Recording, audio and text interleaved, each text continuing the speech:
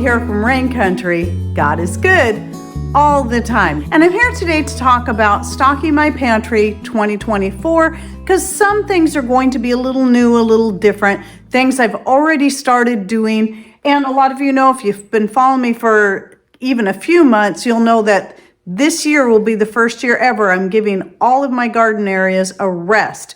So I'm not going to intentionally be planting anything in the garden areas. And so it'll be interesting to see what kind of produce we get with just the things that come up on their own. However, I decided to just go ahead and put my main focus on the things I don't typically grow anyway. I'm pretty well stocked on a lot of my garden goods from the past several years, such as zucchini, tomatoes, pumpkins, and more. So let me talk about the other things I'm going to be putting up. Now, I have a few things out here that are just regular stocks, things that I'm pretty well stocked on, but I will, as I work through that, I will just keep restocking those items. So I just want to cover a few of those real quickly. Some of those things are going to be pasta. My favorite brand is the Montebello pasta that I can get that from Vitacost. It's organic. I will also sometimes get the Costco's organic pastas, but you can also make your own pasta. So if you're already stocking up on flours, though it's a little more time consuming, it's not hard to make your own pastas. I still like having a stock on hand of already made up pastas. I also will keep stocking up on coffee beans. I have a lot of pre-roasted coffee beans and I'll keep stocking those, as well as green coffee beans.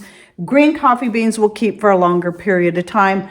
And I have tried roasting some and it's excellent. And eventually I'll do a video on that. Of course, there's grains, always stocking up on grains of all kinds. Right here just represents the two main grains I use for making my breads, which is a blend of 1-to-1 blend of barley and hard white wheat. This is all organic. I now get all of my grains, rice and everything, whole corn for making cornmeal and so on, from Azure Standard. And so that link is always in my description box down below. If you've never heard of Azure Standard and how they work, I'll link to the most current video I have out about that. But anyway, I'm loving Azure Standard, getting more and more stuff from them, including nuts, seeds, and even black olives. So nuts are another thing that I try to stay well stocked on. One of the nuts that I consider more of a luxury food, it would be macadamia nuts. So I don't put a lot of these up because they're a lot more expensive, but I do get them from Costco every so often when I'm doing an online order. I don't do it every time. I will order a bag, vacuum seal most of them into a quart jar, and then the rest I'll just use for snacking right away. Once they're vacuum sealed up though, I don't touch them. So that's a great way. Another great thing about vacuum sealing a lot of your goods is it makes you less likely to want to open it up to get into it. So this is long term. And yes, I have been storing nuts and seeds this way long term for years and years, never had any vacuum sealed jar go rancid on me, ever. And then one of the other things I've been stocking up on for a while, it's a few freeze-dried things I like to stock up on, and I also still consider these a luxury food item. And the reason I choose these things, like the bananas, the mangoes, the freeze-dried pineapple, in fact, you'll see right back here, this is the pineapple, this is mango. So once I open a bag, I put it into a jar and vacuum seal it so it stays fresh. Otherwise, your freeze-dried goods can quickly go stale. But anyway, I get them from Mother Earth products. So I've tried a lot of freeze-dried things. So if you're considering a freeze dryer, the first thing I recommend is try a bunch of freeze-dried foods first. See if you're going to like them first. There's just, for me, one of the many reasons why I won't get a freeze dryer is there's just not enough freeze-dried foods that I don't find just as comparable by dehydrating, or that I even like most freeze-dried vegetables I don't care for. But I do like a lot of the fruits and the ways that I can use them, because fruits being high in sugar, when you freeze dry them, they'll dry up crisp, where a lot of your higher sugar things like mangoes, bananas, and pineapple, they won't dehydrate up crisp, which those are great for snacking on, but for using to flavor things, like, to powder up and add as a flavoring to anything. Freeze-dried is really best for that. So again, just like the macadamia nuts, I consider those a luxury food item, but I choose those 3 things as far as fruit goes because I can't grow those here. Pineapple, bananas, mangoes, because this is not a tropical climate.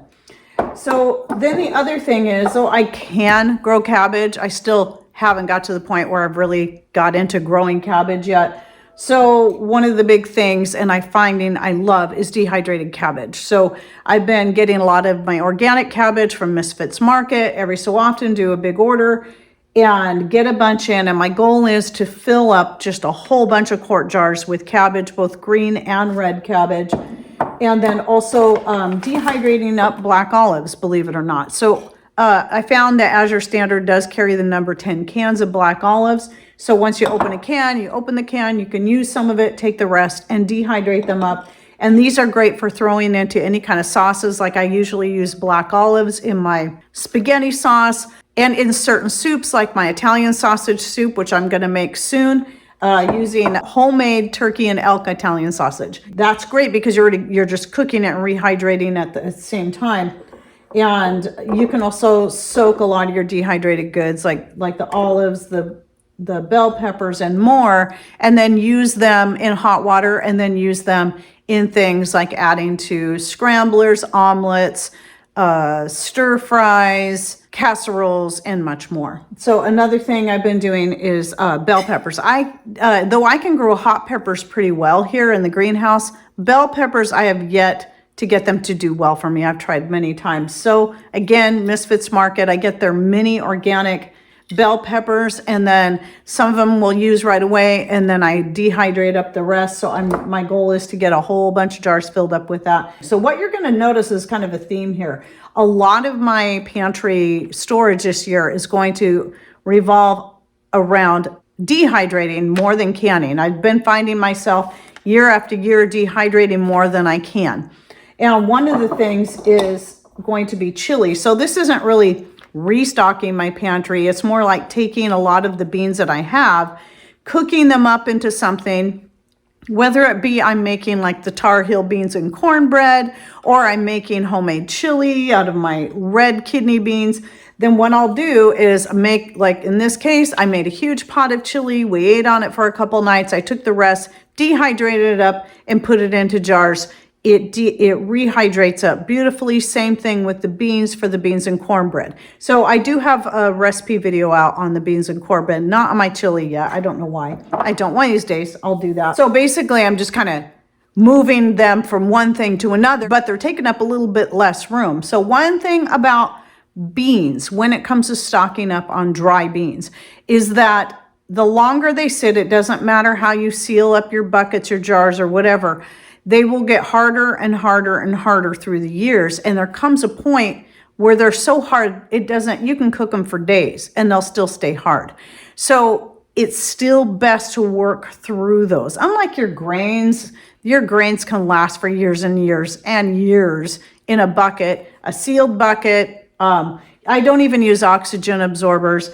But beans, on the other hand, will just keep getting harder. So what I'm trying to do right now, instead of stocking up on more dry beans this year, I'm going to try to work through a lot of my dry beans and then do this. Make something with them, dehydrate up the rest, and then jar them up. They take up a little less room in storage, and I don't have to worry about them getting harder because they've already been cooked.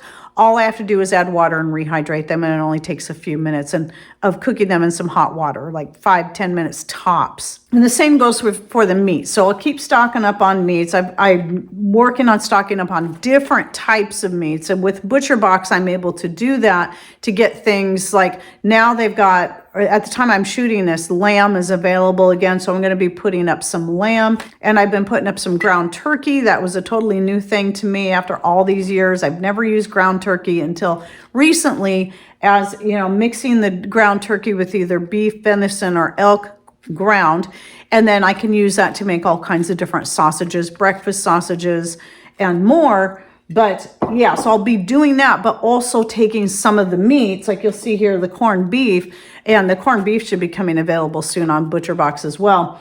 And then I'll be stocking up on that. I might cook a couple of them at a time and then cut up and dehydrate the rest so I can use it in things like making cold cannon and so much more.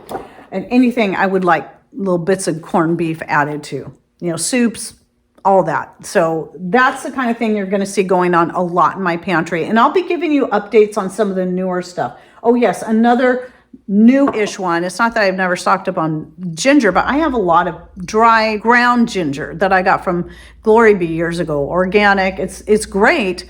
But what I'm doing this year is I'm focusing on getting some organic fresh ginger and cutting it up and leaving the skins on and dehydrating it up like this.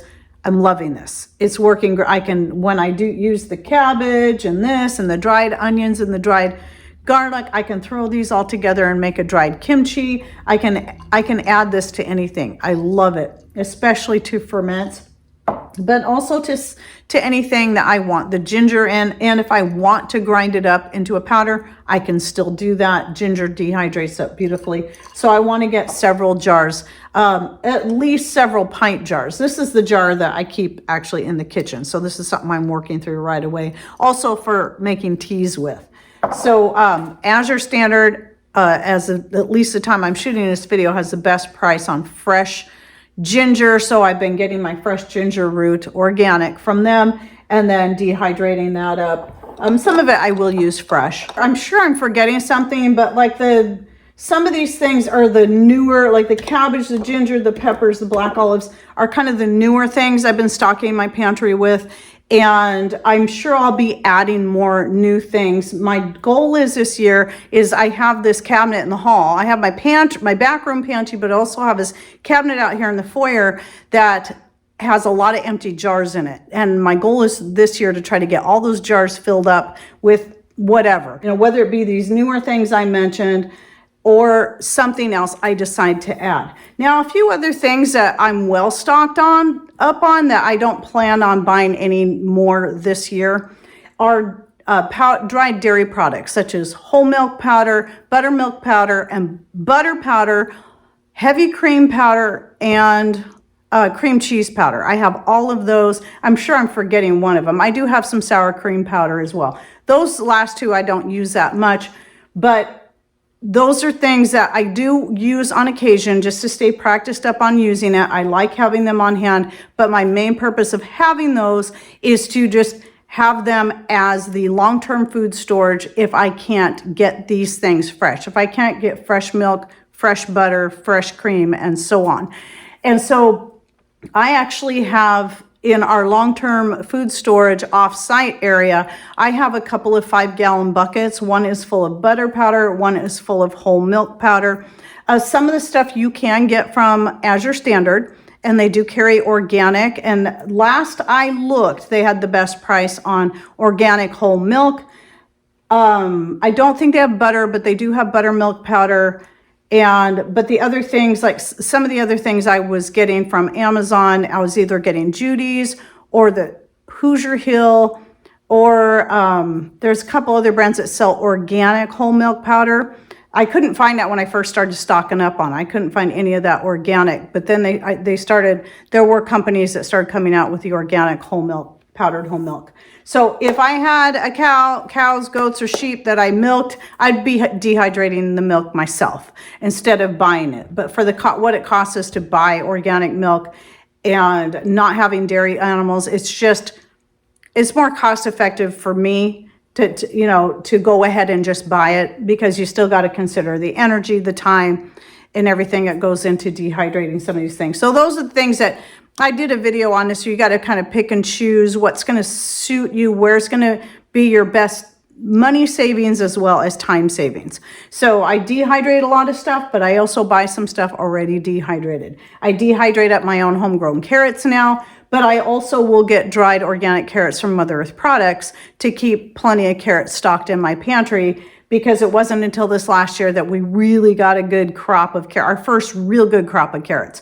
So, in fact, I left quite a few out there just to go to seed. But anyway, just a few examples of some of the new things I'm doing, and some of the old things I'm going to keep doing, and some of the things I don't need to do probably at all, such as the dairy powders. I don't think I'll need to stock up on any of those for I don't think at all this year. So, because I have a lot put up of all that. And if you're interested in any videos on either dehydrating or just food storage in general and what I do, I'll go ahead and put the playlist both to the food storage and preparedness playlist link and the one on dehydrating, so that because I do have some of these different things broken down, like the cabbage. Oh, mushrooms, I forgot mushrooms. That's another one that I'm really getting a lot of mushrooms, whether it be I'm getting them from a local grower that grows different kinds of mushrooms, or I'm getting them from Misfits Market. And you can find the links to Misfits Market, Butcher Box, and Azure Standard in my description box. So don't forget to click on more or show more somewhere down here below the video screen to find the link, the video playlist links, the links to the stores, and whatever else I feel like putting in there. And please share with us in comments down below, what are some of the new things you plan on stocking up on this year, or already are stocking up on for 2024. All right, well, I hope you enjoyed this video and it gave you some ideas. Thanks for watching. Take care and God bless.